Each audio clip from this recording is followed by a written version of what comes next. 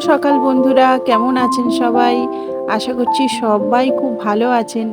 এপিএসএস ব্লগের আরও একটি নতুন ভিডিওতে আপনাদের অনেক অনেক স্বাগত জানাচ্ছি। তো সকাল সকাল উঠে বাসি কাজকর্মে হাত দিয়েছি। সকালবেলা উঠেই আপনাদের দাদা চলে গেছে ডিউটিতে, আর সৌম্য কিন্তু এখনও শুয়েই আছে। তো আমি এসে বাইরের গেটের দিকটা একটু ধুয়ে দেব, তারপরে অন্যান্য কাজগুলো করব। আর রাতেই জানেন তো আমি বাসি ঘর দাবা মুছে রেখেছিলাম। সকালবেলা মিস্ত্রি দাদারা কাজেও চলে এসছে, তো ওরা কাজ করছে ওদের মতো। আর আমি এই দেখুন গেটটাকে ধুয়ে দিচ্ছি। আর এগুলো কিন্তু মুছবো না এখন, কারণ সারাদিন আবার কাজকর্ম হবে এখানে কিন্তু বালি সিমেন্ট দিয়ে। তো সেই জন্য অনেক ধুলো হবে, সেই রাতের দিকে বা বিকালের দিকে আবার এভাবে ধুয়ে দেব বা মুছে নেব। তো চলুন বন্ধুরা, পুরো ভিডিওটা সাথে থাকুন, আশা করছি খুব ভালো লাগবে। রাতে যদি আমি সব কাজ করি না, তাহলেও কিন্তু এই একটা কাজ করতে নেই বলে করি না। তো ওই দেখুন, যেগুলো ঝাঁটপাট দিয়ে বার হয় ময়লা আবর্জনা, সেগুলো কিন্তু রাত্রেবেলা শুনেছি ফেলতে নেই বাইরে। তো সেই জন্যই ঘরের এক পাশে রেখে দিই, আর সকালবেলা হলেই ফেলে দিই। আর জানেন তো এগুলো হচ্ছে সবজির খোসা। তো সবজির খোসাগুলোকে নিয়ে আমি একটা ট্রের মধ্যে রেখে দিচ্ছি, ওগুলোকে পচিয়ে সার বানাবো। আর তারপর এগুলো গাছের গোড়াতে দেব। আর ওই যে ময়লা আবর্জনা যেগুলো আছে ওগুলোতে আমরা খালের জলে ফেলে দিই। তো আমাদের এইদিকে সবাই ওই খালের দিকে ফেলে, তো সেই জন্য ওগুলোকে নিয়ে খালের দিকে ফেলবো। তো চলুন, এই যে ময়লা আবর্জনাগুলো রেখে দিচ্ছি, প্লাস্টিকগুলো। তো আর এই যে সবজির খোসাগুলো এখানে রেখে দিচ্ছি। আর ওখানে দেখুন কয়েকটা ভেন্ডি গাছও হয়েছে, ওই ভেন্ডি গাছেও দেখছি কয়েকটা ফুল এসেছে।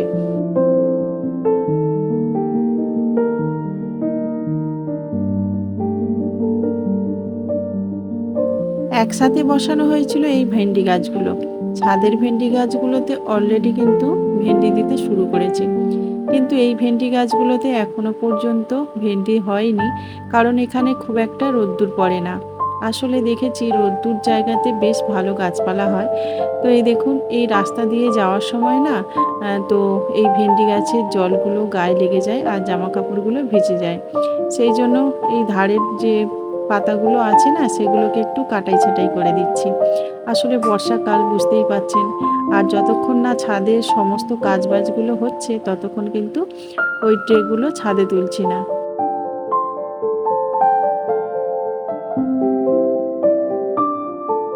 প্লাস্টিকগুলো আমি কিন্তু উনানের মধ্যেই দিয়ে দিই।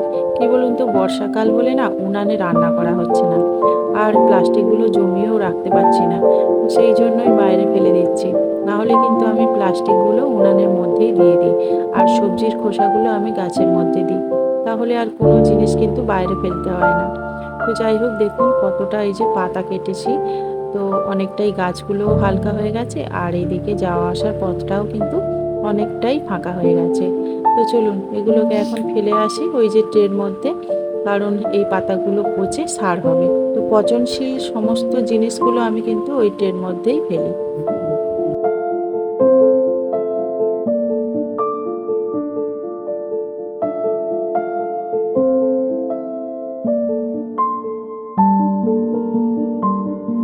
ছাদে যেমন আমি ফুল গাছ চাষ করে রেখেছি, তেমন কিন্তু এই যে নিচে কয়েকটা ট্রের মধ্যেও ফুল গাছ আছে। এই দেখুন সাদা জবা ফুল আজকের কিন্তু অনেকটাই ফুটেছে। আর এই দেখুন অনেকগুলো কিন্তু লঙ্কা ছিল, কিন্তু কে যেন তুলে নিয়ে গেছে জানেন। তো আজকাল দেখছি লঙ্কা গাছেই থাকছে না। তো এই যে ময়লাগুলো নিয়ে চলে এলাম, এইখানেই এখন ফেলে রাখছি। তো মাঝে মধ্যে এই জায়গাটাতে আগুন লাগিয়ে দেওয়া হয়, আর সব এই যে ময়লা আবর্জনাগুলো পুড়ে যায়। এটাই যা করা হয়। আর সত্যি কথা বলতে কি, আমরাই কিন্তু এই খালের চারিপাশটাই নোংরা করি, আবার আমরা নিজেরাই পরিষ্কার করি। তো যাই হোক, এখন এখানে একটু পায়চারি করব। অনেক দিন কিন্তু হাঁটা হয়নি, ওই যে কাজের চাপে না বাইরের দিকটাতে আসাই হচ্ছে না তেমন একটা। বাড়ির পাশে ওই রাস্তাতে ওই দুই একবার করে হাঁটাহাঁটি করি, তারপর বাড়িতে চলে যাই। আর এদিকে দেখুন, বেচারার মনে হয় শরীরটা খুবই খারাপ। শুনেছি বিড়ালের যখন শরীর খারাপ হয়, বদহজম হয়, তখন ঘাস খায়। তো ওরও মনে হচ্ছে বদহজম হয়েছে। আর দেখুন কয়েকদিনের বৃষ্টিতে আমাদের খালের জলটা কিন্তু অনেকটাই উপরে উঠে গেছে। চলুন এখন একটু হাঁটাহাঁটি করে নিই। ঘরের কাজের জন্য সব কিছু যেন বানচাল হয়ে যাচ্ছে, কোনো দিকে ঠিকঠাক মতো হচ্ছে না, মানে সংসারের কোনো কিছুই যেন ঠিকঠাক মতো চলছে না। মাঝে মধ্যে আমি বাগানে যেতাম, সেটাও এখন যেতে পারছি না। ওই যে মিস্ত্রি দাদারা সেই 4টে 5টা পর্যন্ত কাজ করছে, সেই জন্য তো ওদের সাথে থাকতে হচ্ছে। আর এদিকে দেখুন বাড়ির কাজও যেন ঠিক মতো করতে পারছি না সারাদিনের ওই কাজের মধ্যে। তো যাই হোক, এই যে হাঁটাহাঁটি করতে করতে দেখছি যে এখানে কাজও হচ্ছে, আর ওইদিকে জেঠিমা দেখুন মাছ ধরছে। তো সেই জন্য একটু দাঁড়িয়ে দাঁড়িয়ে দেখছিলাম। আর জানেন তো আমার মাছ ধরা দেখতে, তারপর মাছ ধরতে খুবই ভালো লাগে। তো সেই জন্য একটু দাঁড়িয়েছিলাম এখানে। আর সৌম্যর আন্টির বাড়িটা অলরেডি কিন্তু ভাঙাই হয়ে গেছে, দেখতেই পাচ্ছিলেন যে ওখানে কিন্তু কাজ চলছিল। একটা বড় বাড়ি ভেঙে ফেলতে কিন্তু বেশি সময় লাগলো না, কিন্তু দেখুন আমরা তিল তিল করে কত সময় ধরে কত অর্থ জমিয়ে এই সব বাড়িগুলো তৈরি করি, কিন্তু ভাঙতে 1 মিনিটও সময় লাগে না। সেটা সংসার বলুন আর বাড়ি বলুন, সব ক্ষেত্রেই একই।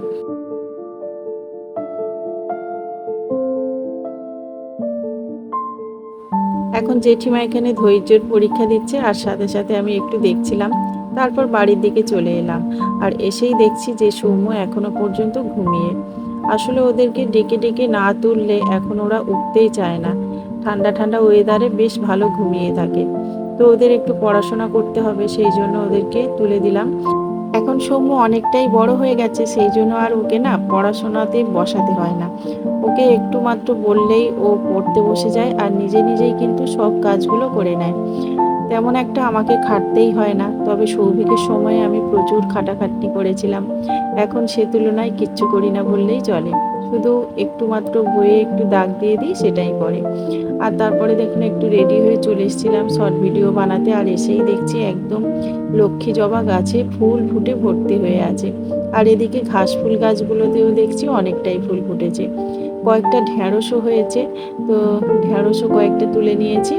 আর দেখুন এখানে যে অপরাজিতা ফুল গাছ রেখেছিলাম না, সেখানেও কয়েকটা অপরাজিতা ফুল ফুটেছে। চলুন আপনাদের সাথে নিয়ে ফুলগুলোকে তুলে নিই। দেখুন ঘাস ফুলগুলো এত সুন্দর হয়েছে না, চোখ ফেরাতেই পারছি না। আর এই যে গাছের সবজি তোলা বলুন আর ফুল তোলা বলুন, এগুলো না আপনাদেরকে সাথে নিয়ে না তুললে বেশ ভালো লাগে না। তো সেই জন্য এই দেখুন আপনাদের সাথে শেয়ার করছি। আর আপনারাই কিন্তু কমেন্ট করে বলবেন যে আমার এই লক্ষ্মী জবা গাছে কটা ফুল ফুটেছিল। দেখি আপনারা ঠিক বলেন না ভুল।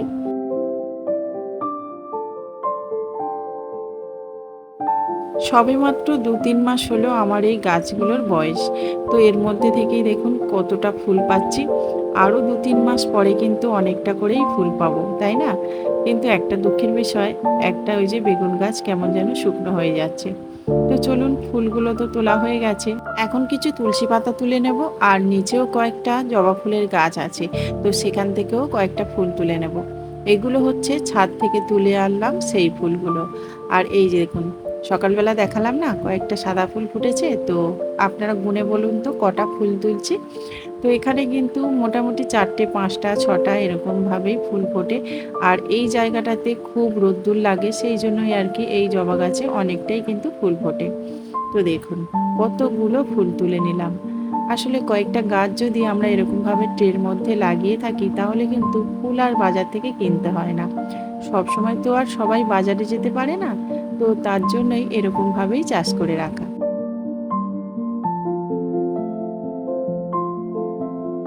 ঘরের ভেতরে তো সিংহাসন আছে, আপনারা তো দেখেছেন, সেখানে আমার গোপাল সোনা রয়েছে। কিন্তু বাইরের দিকেও আমি কিন্তু পুজো করে থাকি। তুলসী মঞ্চে, তারপর একটা বটবৃক্ষ আছে, অশ্বত্থ বৃক্ষ আছে সেখানে, একটা মা মনসা আছে সেখানে। তো এই 3 জায়গাতে কিন্তু আমি পুজো করে থাকি। ওই দেখুন ওটা হচ্ছে বটবৃক্ষ, তো ওখানে পুজো করলাম। আর এখানে একটা মনসা গাছ আছে। ভোগ জল দিয়ে তাড়াতাড়ি করে এসে আমি ভাতটাকে চাপিয়ে দিলাম, কারণ বলল সৌভিক খেয়ে চলে যাবে কলেজে। তো তাড়াহুড়োর মধ্যে এই যে ডিম সিদ্ধ আলু সিদ্ধ ভাত বসিয়ে দিয়েছিলাম। আর এটা কিন্তু ঝটপট হয়েও যায়, আর খেতেও কিন্তু ভীষণ ভালোবাসে। তো তারপর দেখুন ওদেরকে ভাত খাইয়ে দিয়েছি, সৌভিক চলে গেছে কলেজে। তারপর আমি একটু বাসনগুলো মেজে নিয়েছিলাম। আর সৌভিক চলে যাওয়ার পর থেকেই প্রচণ্ড বৃষ্টি আরম্ভ হয়েছিল। তো তারপরে এই যে এখন ছাদে এলাম, এখন বিকাল হয়ে গেছে। তো একটু এডিটিংয়ের কাজগুলো করে ছাদে এসেছি কিছু কাজকর্ম করার জন্য। কিন্তু ছাদে তেমন একটা কাজ নেই, তো কি করব, ওই যে গাঁদা ফুল গাছের ডোকাগুলো একটু কেটে দিচ্ছি যাতে ঝাঁকড়া হয়। আসলে ওই গাঁদা ফুল গাছগুলো একদম একটা করে ডোক উঠছিল, তো এখন কেটে দেওয়ার পর কিন্তু দেখবেন অনেকগুলো করে ডোক ছাড়বে, তখন আবার ওই ডোক কেটে বসালে কিন্তু গাছ হয়।